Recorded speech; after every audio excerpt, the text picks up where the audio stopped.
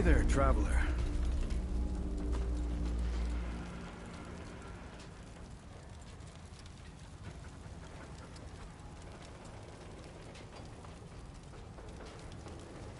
The what?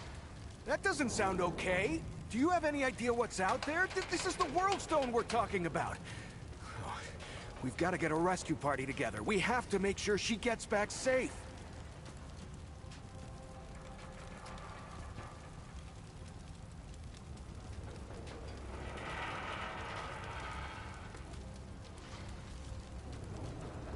Happy?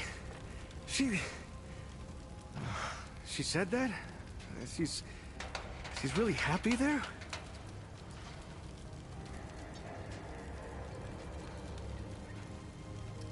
Wow. Really? That, that kinda does sound like her. Well, if you see her again, tell her that tell her that the town isn't the same without her. So, welcome back then, I guess. Anything I can help you with?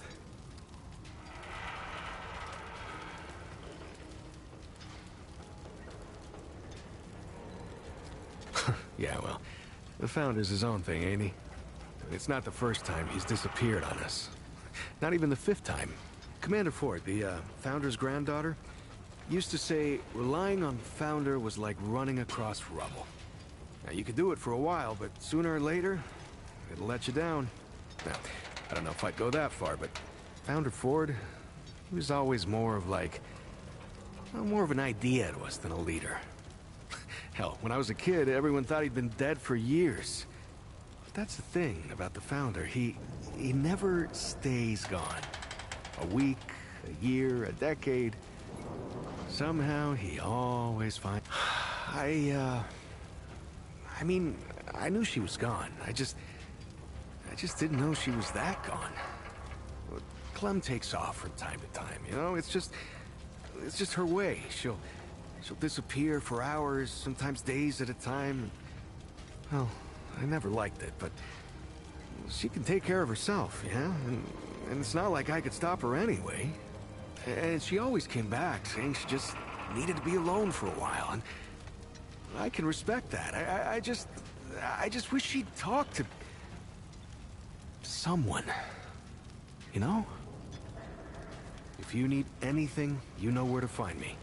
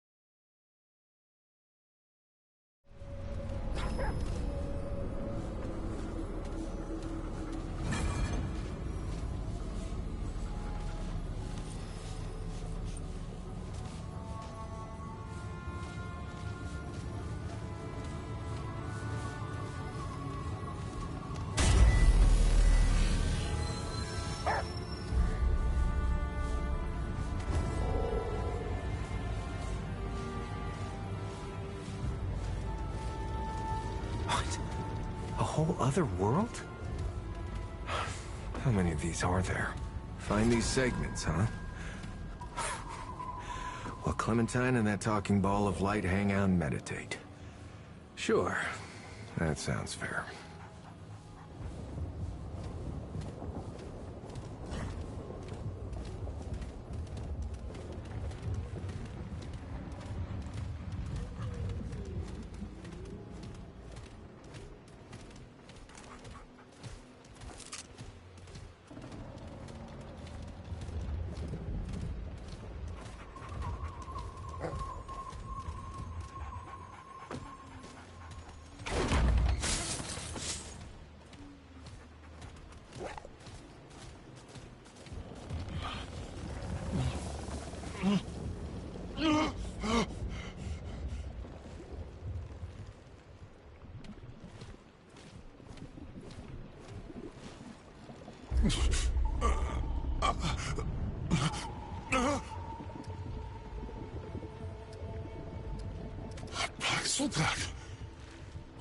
Those foreign to the pound have not been seen upon Asia for long and long.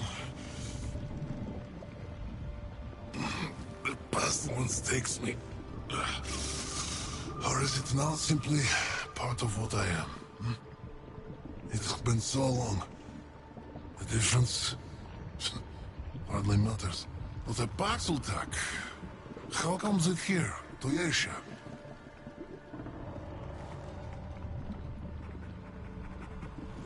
The Red Crystal. I have seen them in my restless slumber. The pestilence think of them often. Especially the stones of the Baxeltak's earth. I am Bedell of the Vaunt. When this world was young, the pan did service to the green and growing things. Now, the pan betrays the world. And the world, the wolf, betrays the pan.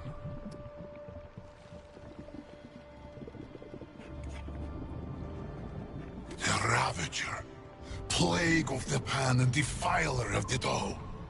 The wolf hunts all, yet is itself unhunted.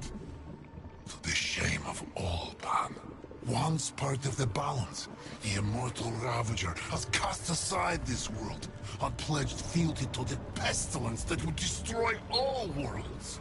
And the Red Dough, that which held the Ravager in check for long and long, has not been seen in an age.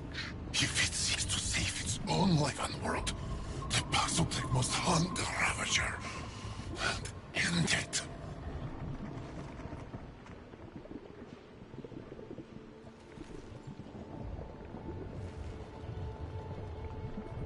The beast is not alone.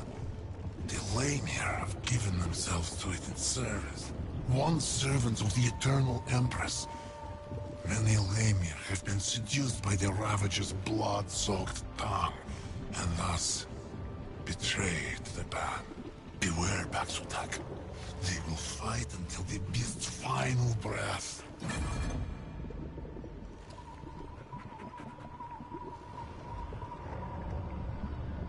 I can assure the Baxeltak it will be nothing of the sort. Trade? Perhaps. Money is of little use to me for obvious reasons, but others may find value in what the Baxeltak may leave behind. Take what it will, Baxeltak, but leave something it considers of equal value. Sacrifice to the balance, and give to the man.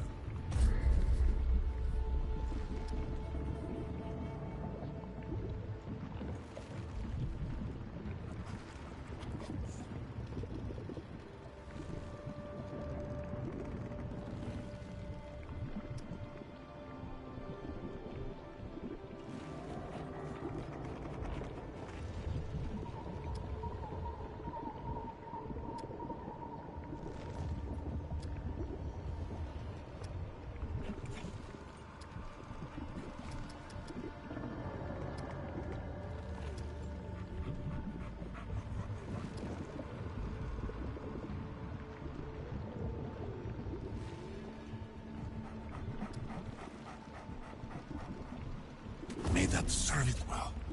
And may its gift lift the ground beneath the red doe's feet.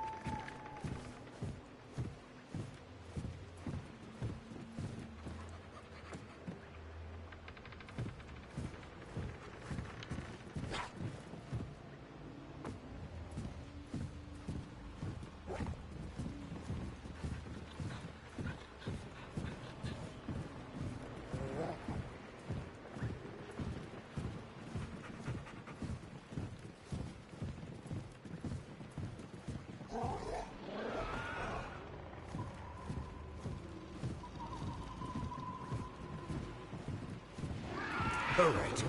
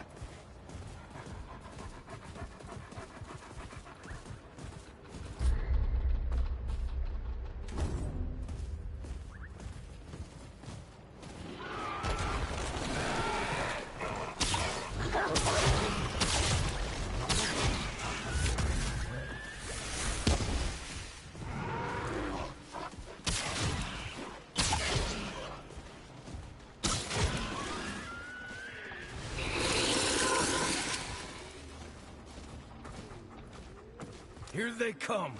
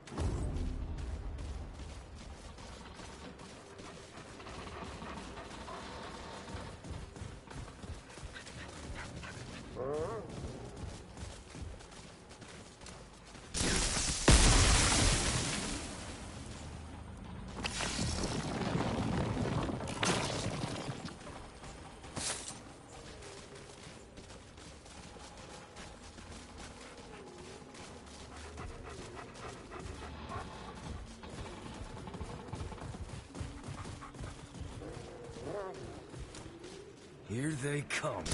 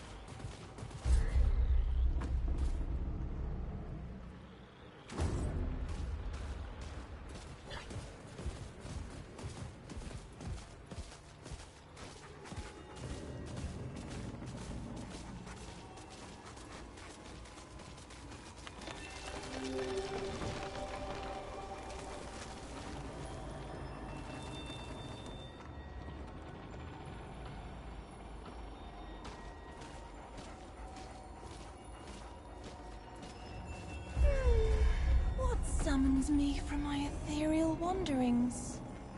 Luzar. What kind of beast is this?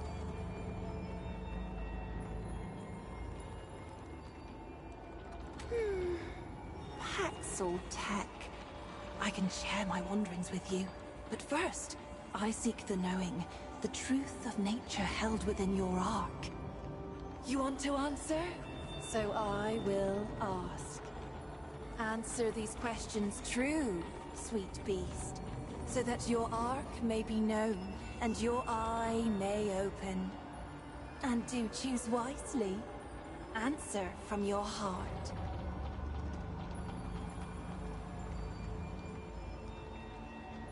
Your closest friend is about to be wed. It is the day of the ceremony, and all are happy. But for you have learned that your friend's betrothed has had a liaison.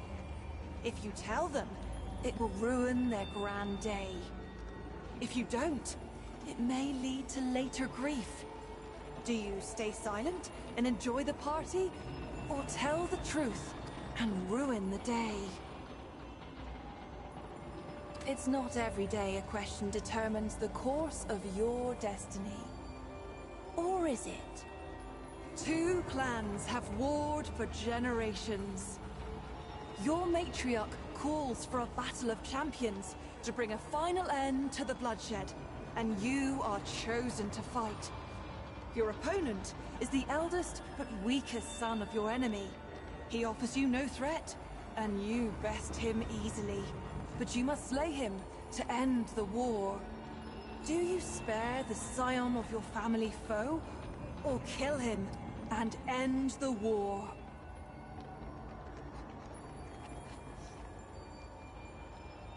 Fascinating.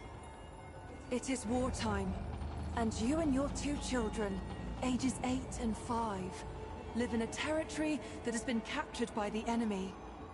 Among the enemy is a Lemire who performs painful experiments that inevitably lead to death.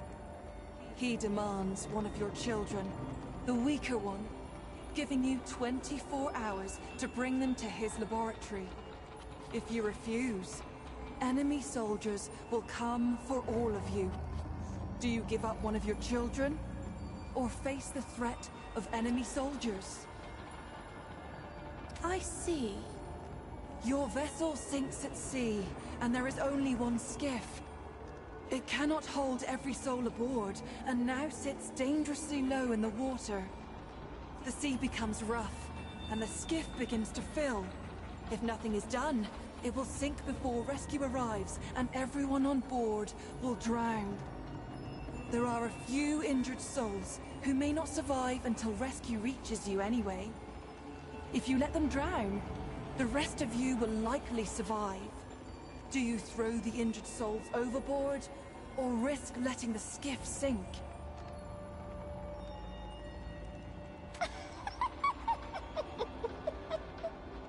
An elder leads a group to a cave on the sea coast. The poor fellow falls, trapped beyond reach and unconscious. In a short time, high tide will be upon him, and he will likely drown. A spell worker among the troop possesses a charged crystal of explosive power. It could be used to collapse the cave and halt the tide, but it is very dangerous. Do you leave the Elder to his fate? Or do you attempt to halt the tide at the risk of his life? Well done. You have chosen your path, sweet beast. Your heart is true. May the power of the Doe's Eye free you from your incarnate shackles.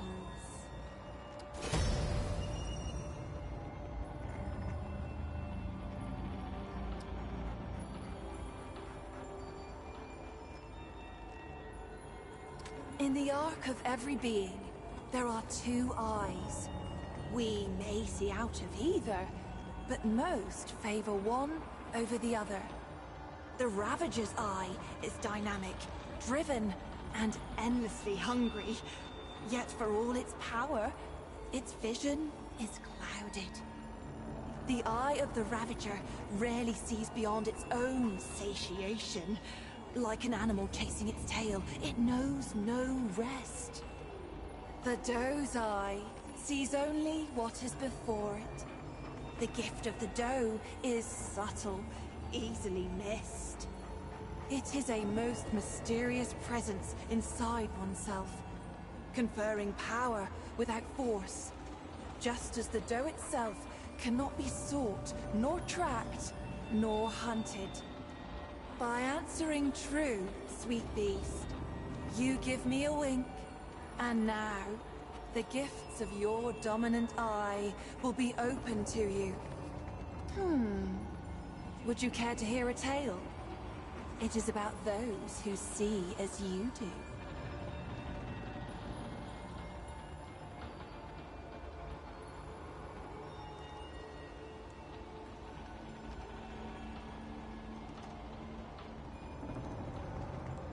I will tell you of Ramaril, the servant child of the Vaunt. I found Ramaril as a babe, large and angry as only a hungry babe can be. Nothing became of him, as it happened. He grew from a great, crying babe to a great, quiet Pan. He served without word or complaint. None knew his name, for though one might thank the creator of a meal or a washroom, who even considers the child who merely cleans up after? When the Krell came, they laid siege to the temple. None could escape nor call for help. All were doomed. The doe's eye opened in Ramaril that day. He was no fighter and had no training of any kind. But he lifted the largest shield he could find and told the others to run once he'd made away. He drove dozens of Krell over a cliff, and himself with them. Later, his masters came to me seeking to know more of this boy who had saved them, whom I had laid at their doorstep. I told them many stories. One might even consider them true. Is there anything else? Knowledge of me? Of our wonderful world? You stand before Medra, spirit of the natural world, daughter of stem and stream. My sisters and I are the glorious weavers of all wild beauty. When mountain, spring, and sturdy tree trunk take your breath, sweet beast, that is us. That is our blessing.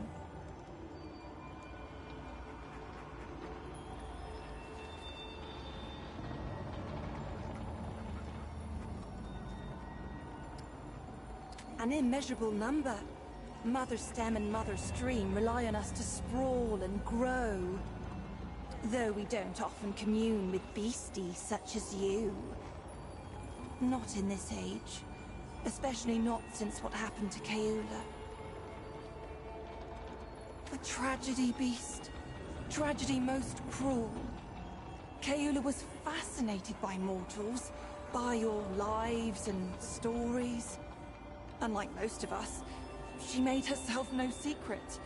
And you worshipped her with your short lives. Even built her a house. A temple, you called it. The root found her there. We godlings are not easily unwoven, however. And it slew her not. But perhaps it would be better if it had. For what remains is no longer the sister I knew. But we hold happy thoughts. Regret only wastes one life with another. Is there something else we can talk about?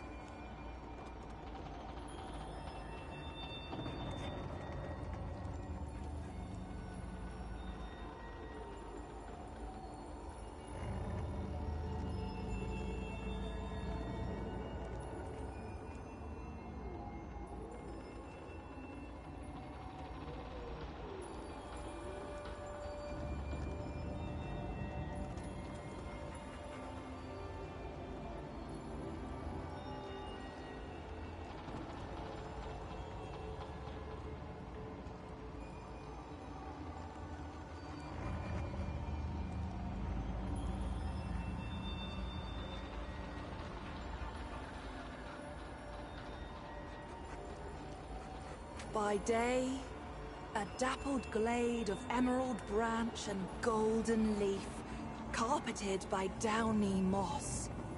By night, sweet beast, the trees bewitch the lost and inebriated. Or so it was before this age of extermination. How I long to return to play. This age, for me, holds only decay. Very well, sweet beast. Be on your way.